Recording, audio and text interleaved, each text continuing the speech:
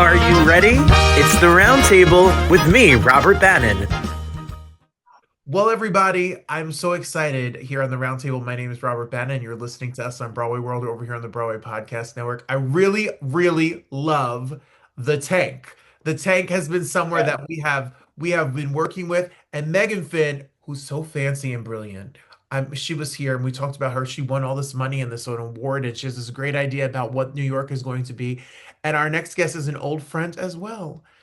I am so excited and so excited to welcome back our good old friend, Darwin Del Fabro. She's here. She looks gorgeous. She's got a new show.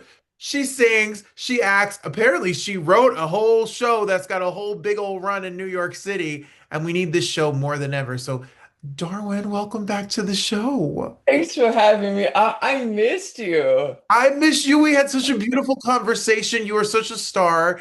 I love your film work. I love your music. I love all of the beautiful Latin vibes you gave when you did your last album and sang. And now you wrote a Oh, whole show. I brought a whole show. I stopped everything. I think the last time that we spoke actually was when I was promoting my album, Yes. Revisiting Elise.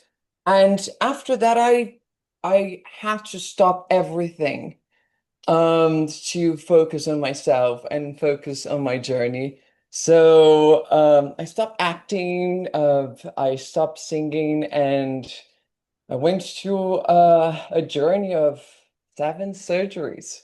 Uh, and in the process of doing that, I I started writing. I have been always writing. I graduated from Portuguese literature in Brazil, but it was something that I put aside because singing, dancing, acting, it takes a lot of us. And I never thought that I would be uh, writing a show, a play, or a movie, but that became kind of uh, part of me moving to New York. And and then in this recovery, I created a play in Brazil called Lili, based on Lili Elbe. And Lili Elbe was always someone who was with me, even when I didn't understand the whole journey that will go, and I was supposed to do Lily the play in New York years ago, and then the pandemic happened and all of that. So I pushed that work aside. And after my transition, I started to write, what if Lily uh, meets Darwin? And what if we compare these two stories? The Diaries of Lily Elbe were published in 1933, and I saw so much similarities in our journeys. She was a painter, so she was an artist, and she adopted the name of Einar Wagner, and she discovered her transitioned later on. And I was like, I think this is a play, and that's what I'm doing right now. It is amazing that this idea came and how it all kind of is kismet. It came from the idea that you were supposed to do it and then your own journey and now this moment and all of the pieces seem to have come together. And not only have they come together that you wrote it, but now you have a full run here in New York City to be able to do it at the Tank. How did the Tank get a piece of this and what has it been like so far to work with them to get you're in rehearsal? I'm in rehearsal right now, yes. Roar. It's just my first play in New York was at the Tank.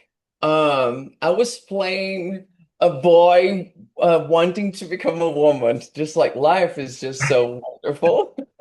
Now I am a real woman playing a real woman there. It's Megan and we have this affair. We always wanted to work together. Um, and she knew I was a writer, even when I was hiding from everyone. and she was like, "We need to work together. I want to put your work here." And she has been calling me to do something, but it was never the right moment. Um, when I came back from Brazil, my main surgery actually was in Brazil. Um, when I came back to New York, I have a first draft of the play, and she was the first person that I sent it to, and I was like, "Look, I have this. What do you think about it?" And she read just like the next day. She sent me a message, "Let's do a Zoom call," and she was like, "I want to produce this with you. I want you to put as part of the festival. The festival is happening now at the Tank, and we and I have a lot of directors that I can thank for this play, but I want to direct this." And I was like, "Megan, really?" And I have been seeing her work, and I always loved her work as a director. And I didn't think twice. I was like, "Let's do it." And we started the process slowly, and yeah, and it's been a dream, a dream. I think it's one of the most beautiful works that I have ever done. I don't know, maybe it's because it's personal, but I'm receiving so much love. Maybe I'm open to received love. Mm. That it's been a beautiful journey, and I hope people really enjoy as much as we are in this rehearsal process. Oh, I'm sure they are going to. And I'm sure if you're watching, you need to get a ticket, everybody. It's going to run from August 2nd to the 24th. And we love working with the Tank. And we love working with all the shows that are there. And if you are looking for original work in New York City and you're looking for a place to see tickets and they make it affordable and they make it available for people to get a ticket, you don't need to mortgage your house to go get a ticket to see a show. It is the place to go see original voices and works in New York City. And we're excited. August 2nd to the 20th. You have a whole month, people. I have Get a whole month there. And that's another thing of talking about the Tank that I think is very important. I've been seeing so many shows there. And as a writer, it's so good when you actually can put your original work out there. That there are not, well, you've been in this world of Broadway and off Broadway when then there's a lot of money involved and producers, and the essence of a script sometimes loses to be commercial or to to sell tickets. And I understand all of that. I've been in that journey too. But the Tank, it's a place where you can actually see the born of a project, the essence of it, without the interference of everything else. And this is rare. The yeah, Tank is one of the few off-Broadway theaters that actually non-profit theaters who survived the pandemic. So yeah. Megan is not only a wonderful director, a wonderful producer, a wonderful artistic director, she's a warrior and she's really doing impressive work in New York. She is a warrior, and her ideas about the future of how to make nonprofit theater sustainable is amazing. And that's why she's award winning for it. And you also and your voice and your journey and story. I mean, you have, I believe, four albums. Your movies. We talked to they slash them. That was such a fun time, and I loved that movie so much. Your theater work, your musical work in Brazil and around the world. I mean, you have your own journey and your own stardom that you're here. Why is it important for you to tell a part of you don't have to tell your story. You don't have to. You could tell other people's story. You're an actor, you're an actress. You could tell other people's story. Why is it important that you weave your personal story on stage? Yeah, I think when I arrived in New York back from the surgery, 2025 is very recent. Hmm? Uh, so there was, the elections and everything that was going on, and I will not say terrified but I was very sad with everything that was happened. And I always imagined my career, and for me, the worth of my career, it's being an old lady and and and looking back and I just want to be proud of the work that I'm doing. So I knew that now with the whole challenges of transitioning and not changing my name because I really believe life is about evolution. It's about becoming better versions of ourselves. But within keeping my name, I bring a lot of difficulties to the business, to the work. But I wanted to look back at this moment, 2025, with everything that's going on, and at least be proud that I'm doing my part, that I'm telling stories like mine, that at least I'm giving the opportunity for an audience to have sympathy for because we're here to stay and we're beautiful, we're so powerful. We go to this journey where everything it's so difficult, but we still believe in ourselves and we're still fighting to be who we are, independent of what others will think. And for me, that's such a strength that it needs to be put it in workplaces like theaters and movies and that's why I decided to write it as just is a genuine place where no one can write about my own journey, so why not do it and do it in the moments that we're really missing that kind of work. We need the voice more than ever in this community, and I hope that everybody watching, no matter what your where you fall on the spectrum of sexuality, gender, etc., this is a story that you need to hear. It's not just a queer story, it's not just it's a human story about human beings and their journey to be who they are. Yeah, it's about becoming better versions of ourselves and to demystify a little, I am still learning. You know what I mean? I want to be in contact not with my own community, but with everyone. We'll learn together. I want to learn about cultures. I want to learn about languages. I'm a foreigner, a Brazilian actress who moved to New York 10 years ago, and it's really trying to learn how to connect with what is different culturally and artistically too and that's the beauty that it doesn't need to be only it's not only about the trans issue, it's about being ourselves and have that strength and discovering the beauty on the journey, because it's not only the end result. There's no such a thing. It's just always I will always keep evolving, and we all I hope we all keep evolving and becoming better versions of ourselves. That's the goal I think I have putting this play on the stage. And that's what we all need, and that's beautiful. DarwinDelFabro.com is where you can go with the link on to get tickets is below. The website for her is below. The Instagram page for her is below. Follow, look up the information, plan a day, and go get your tickets.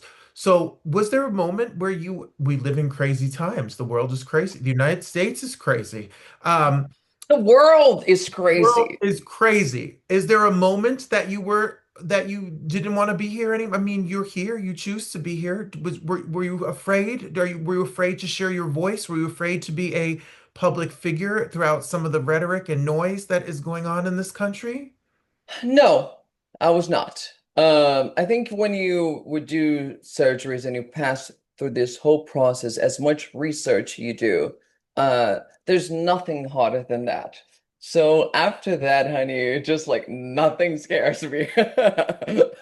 But, and also, New York was the place that I chose to live my life, to build my career, is where I got my apartment, is where I built my friends. So uh, I understand the fear. I think maybe because I'm a little privileged to keep living in New York and sustain myself with my work. I'm not afraid. I'm not afraid of what's coming. I think we need to um, realize what is happening, speak about it, the ones who can speak about it, because it's dangerous. Being a trans woman in this country is dangerous. Brazil is the place that most skilled trans women in the world. So I understand also you're trying to, lock yourself in your apartment and protect yourself. I did that my whole life without realizing. But I think now it's time to put my voice there in a way that is just um bring us together instead of separating us. So no, I was not afraid. I was a little cautious about my family, um my dad, my dad is my biggest supporter, and of course, when we enter in a journey like this, we involve everyone around us. And I was more cautious about his um, feelings and he being worried about the danger surrounding this whole situation. But myself, no, I'm yeah, these things do not scare me. And as growing up as a queer kid, it was never easy, and I always had those challenges. So it's not something new. It's just a challenge after the other, and you choose which journey you want to follow. Mine is just keep fighting, but fighting in my own way.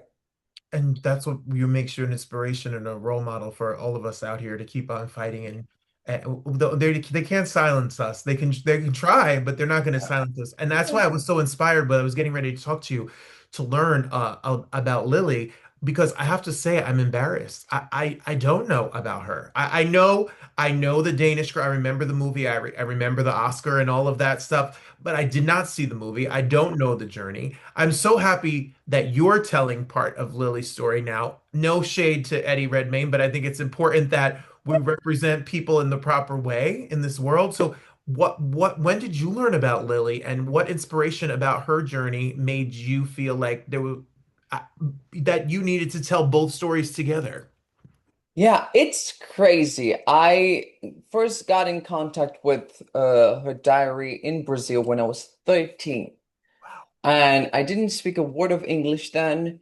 I remember that there was just this title, Man into Woman, that it was written in 1933. Um, and it was her feelings and her notes. This always a compilation of she put it together from 1907 to 1930, letters, journals, things that she was writing while she was going through this whole process. They condense all of that in this book that is called Man into Woman. And I read that for the first time when I was 13, not even know that the person that I would become, but for some reason I knew that I was not alone. She was there and she was telling me to keep moving, to keep searching. And that's what I did. And I create a whole play based on her story. It's two actors in Brazil, which was crazy thinking about right now. This plays the most skilled trans woman in the world. I was there with 14, 15 doing a play about this trans woman. But it was beautiful. We had a short run, and after that, I moved to New York, and then I did a translation of the play, and that's where I met Joan Logan actually, who wrote and directed They Slash Them. I created a whole workshop for him to adapt a version of Lily. Um, and this was before the pandemic. He did a beautiful adaptation of that two-persons show. And we did some readings, and the pandemic happened and everything fell apart. But then the They Slash Them movie happened, and life. But she was always there. But for some reason, I felt that a two-person show was not. It was about the marriage, and we already had the movie Danish Girl. I want to go back to that essence of her single voice, talking about her struggles. And I need someone to counterpoint that balance. And I was like, what if I tell a little of my last 10 years and how that boy in Rio discovering this whole world and realizing little by little, then changing my pronouns to he, they, and discovering the dresses and discovering happiness besides my work, because most of my happiness were really focused on my work. I have been working and successfully been working, but if you ask me, Darwin, besides your work, what is your pleasure? And I was like, oh, I like to read a book. Yeah, great. This is kind of work. Like I like to go to the theaters and watch movies, but yeah, but what is your hobby? And I realized it's just like, oh, I didn't have any of that. It was always related to work. Um, and then I stopped everything and just like, wait a minute, let me find my pleasure. And I think the biggest pleasure is just how can I find beauty on myself? And that's hard and it takes time. I always saw beauty in others, but it was a little difficult to find that on myself. And I can finally say that I'm in that process, and I'm finding the beauty of it, and it's just such a wonderful journey. Oof, wow, that's so powerful. The tank.org is where you can get your tickets, everybody, August 2nd to the 23rd. You don't have to color within the lines that others draw, a line from, and I think that is so powerful. And that goes across all sorts of people that need to hear that. Your journey, you've documented some of it on social media. You've talked you say 7 surgeries. Um, was it a great experience for you? Was it hard? Did it hurt? Was it scary? How do you sum it up now? You look Thank amazing. I'm so happy you. you're doing well. I'm so happy you're safe, and I hope you are as happy as can be. Tell us about it if you don't mind. Yeah, it is a wild journey that as much as you prepared, and I was surrounded by doctors and family and but it is a difficult, surgeries are not easy and but you're so focused on becoming that version of yourself that you always dreamed. Or at least that you will feel less uncomfortable with. Mhm. The thing is, I don't every story is different, and my story is I never had hate of that boy Darwin. I'm very proud of it. It's just like without, I mentioned that in my play, without his courage and his tenacity, there will not be the new me. And so it was not that I have hate about who I was. Um, but I as a protective mechanism, I started to say, "Oh, I live in Rio, but I don't like the beach or I don't like the sun," because the truth was I didn't want to put a Speedo or a bikini. Um, I was not I didn't have a relationship for years. I was not dating anyone for almost like 10 years, and I was like, it's not that there's something wrong. It's just I'm working too much and I don't know the opportunities. So you kind of wrapped yourself in excuses to keep moving. And this I see some strength on that, and it's beautiful to see it. But then you have to, you know, confront the mirror and look yourself and say, what actually do you want? Uh, and why those things are always excuses that you moving forward. And there is a moment in the play that I said, it's strange that life has this way of sweeping you along, and before you notice, you have lost whole seasons of yourself. And I Mm. think that's one thing that I kind of lost a little seasons of myself, and now I'm starting to find it back. So it was difficult. It was a journey that complicated, that you need financial support, and no one talks about that too. Um, I did privately most of it because the process of healthcare in America, it's so difficult. We're a step forward, but like you do the main surgery, the reassignment surgery, you do in a week and they send you back home to recovery, and then you have to go back to remove some of the things that you are on because you have a machine, and it's a complicated thing. In Brazil, in this place that I did in the South, I went to a recovery house after the surgery, where I spent 2 weeks recovery with nurses, which is very rare to have, and and it's all in my play. The recovery house, there were 8 trans women like me. I said all healing, all scarred, and it was beautiful seeing, first of all, being in contact so close to other trans women before.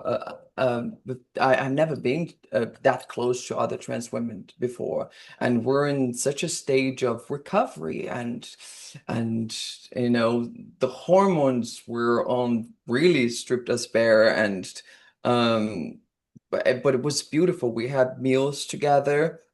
Most of the times we were in our rooms separate, but uh, that whole journey was life-changing, and also realizing what it is, the life of a trans woman in Brazil in that specific city, which made me realize the urgency of, I'm so, again, privileged. And I have the chance to be at the tank, doing theater and performing. But the reality is the estimate life of a trans woman, it's 35. We do not have education. We moved from, we leave school because we do not feel safe there. Um, Most of my community has to do sex work to survive, and there's a violence, and there are so many issues involving that.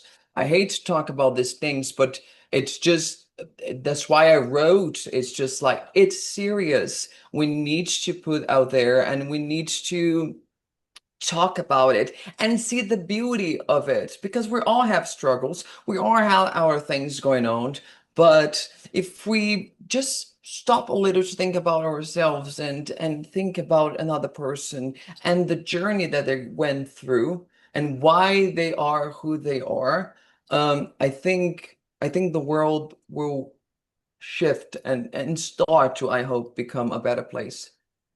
And that starts with people seeing the work, because what you do in telling your story, because once we fall in love with you and we hear your story and we see the humanity in your story, then we have no right to judge and to be rude or to be dismissive to people who, I mean, that's what we need to know. Understanding, and you having the courage to share your story will allow people who don't know anything about this to hear your humanity and relate to it. Even if they think there's nothing to relate to, you will relate to the stories that you hear on stage. And I would go deeper. I would say, like, we judge. It's in human nature. We judge. We cannot be uh we cannot hurt others and think, but we judge. It's in our brains. Let's accept that we have the judgment. I judge myself. How can I not expect that others will judge too? But there is a place of judging and trying to understand and trying to take that voice out of context. And why am I judging? Why I do not have sympathy? Why do I don't try to see from their perception of what is going on, and and try to invert that judgment, because I like to be honest. I think we all have the judgment, wanting or not. I'm an actress, just like I go to see a play, I judge. I analyze. I want to see that. And I was like, oh, why I don't like this? But it's like, oh, but this is good. And how can I see the good things about it? Why, when I'm seeing a friend performing, my judgment is completely different. I'm much more open and just like rooting for that thing to happen. And I think we need to go with that same feeling to every single theater, especially in New York, where it's so hard to produce. It's so hard to put a work on the stage, especially for a long run, like a month. For me, it's just like I'm on Broadway for 3 years almost. It's just putting a piece there that runs that long. Usually our workshops or readings of things that I want to us to also have that work of going with that heart open of as we were seeing a friend, as you're seeing a family member, and theater is not perfect, and that's the beauty of it. If I wanted perfection, I go see a movie where we cut and we edit and we put some lights and it's gonna be beautiful. Plates are beautiful too, but there is a roughness, there is something very human about it that it's for me. Um, from all the streamings and things that I do, it's the most beautiful one and the most real one, I think. I love it. I'm excited. I agree. That's why we love art and that's why we love theater. Lily Darwin is playing for 12 performances. You got to get your tickets the 2nd to the 23rd, Saturdays, Sundays, Mondays, Thursdays, Fridays. You have no excuse. There's days of the week all over the Excuse. place. Performances are at 7 o'clock. So you get out, you don't even have to be up late. You can go and have dinner after. An hour show. It's An an hour. hour show. It's just like, come on. It's just, I'm not doing like 2 acts. I'm not doing Shakespeare here where we're doing like 4 hours play. The tickets are very accessible and that's another thing too where we wanted and Maggot had this thing of like, we need cheap Tickets. tickets Yeah. because I want people to go see it. And and so you don't have an excuse, No. basically. You need to Tickets, go. $40 and less. $40 and less. You can't even get a pizza for the amount of money you can get a ticket in New York City.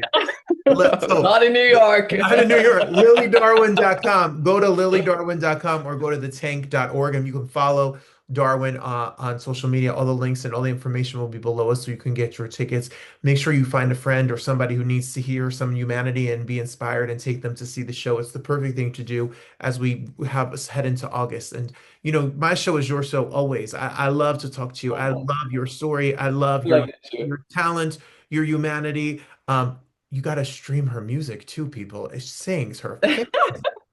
And we hope that there's more plays and more movies and more music and more art that's coming from you because the world needs it more than ever.